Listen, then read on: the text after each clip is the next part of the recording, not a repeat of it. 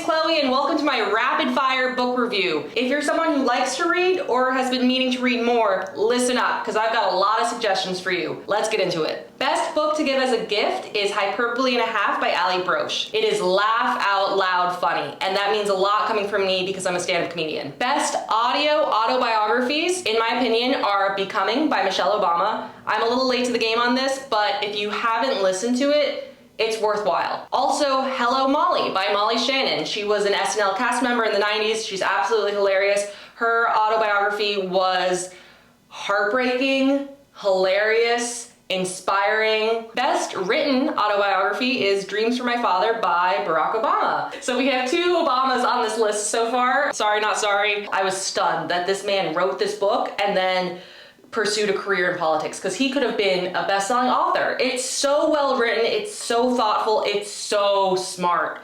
I could not put it down. I highly recommend it. I highly recommend all of these books. That's why I'm making this friggin' LinkedIn video. Okay. Best non-fiction books. There are a few categories for this. Best spiritual non-fiction, I would say anything written by Pema Chodron.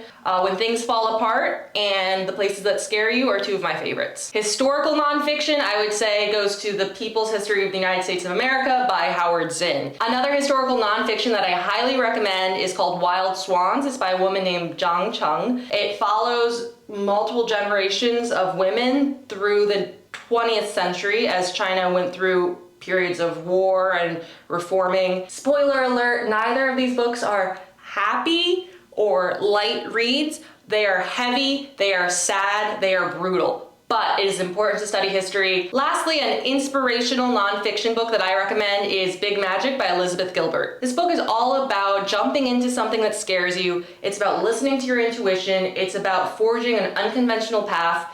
It's also about how to be creative. Even if you're not an artist or following a creative career, this book is great. It's also really fun to listen to on Audible, so check it out. Best dystopian book I've read recently is Station 11 by Emily St. James Mandel. Station 11 is also a TV series. I think a lot of people have watched it. I like the book way better than the series. It's also different enough where if you watch the series, you'll still be entertained and surprised by the book. I'm calling this next category boy book. If you're a boy or a man who wants to start reading and you don't really know where to start and you just want to pick something up that's gonna be quick and hold your attention, I recommend City of Thieves by David Benioff. If that name sounds familiar to you, you might recognize it because he is known for being the writer that ruined the last season of Game of Thrones. I can't speak to his work on Game of Thrones, but he is an incredible novelist. Trigger warning, this book has a lot of violence in it, but some people like that. This next category is called Believe the Hype. This is a book that you've probably seen sitting in the window of bookstores or on the front table right when you walk in. It's called Crying in H Mart by Michelle Zauner.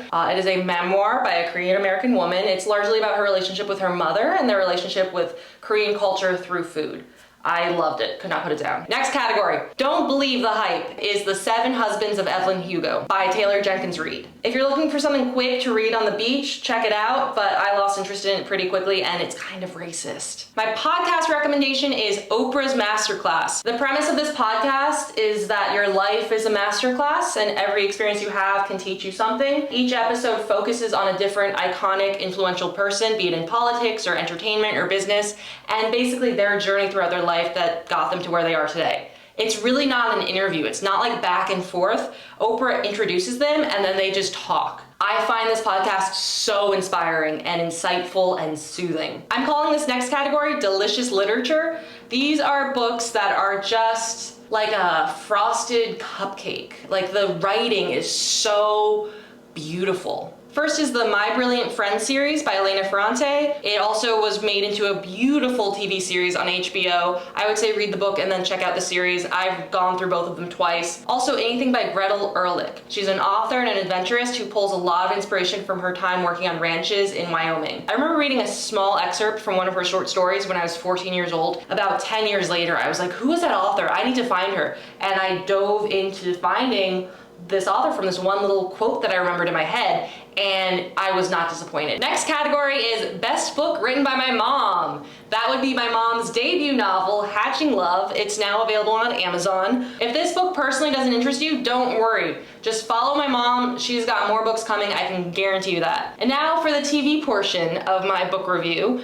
The most inspirational documentaries that I watched this year in no particular order are Love, Lizzo, Pamela, A Love Story, and the Arnold Schwarzenegger documentary. I don't know if you can tell by my selection of documentaries or the Oprah's Masterclass or the autobiographies, but I really love content that features inspirational people and their stories. And the last category is captivating standalone TV episodes. This is for when you want to watch something really good but don't want to commit to a full movie or starting a new series. Season 1, Episode 3 of High Maintenance on HBO, it's called Grandpa, and Season 1, Episode 4 of Kunk on Earth on Netflix. The episode is called The Rise of the Machines. Okay, thank you all for watching my book review. Obviously, some of these have not been books. I hope that this video inspired you to consume some informational, interesting, high-quality content instead of just watching another stupid video on some stupid LinkedIn page, for example. Read a book.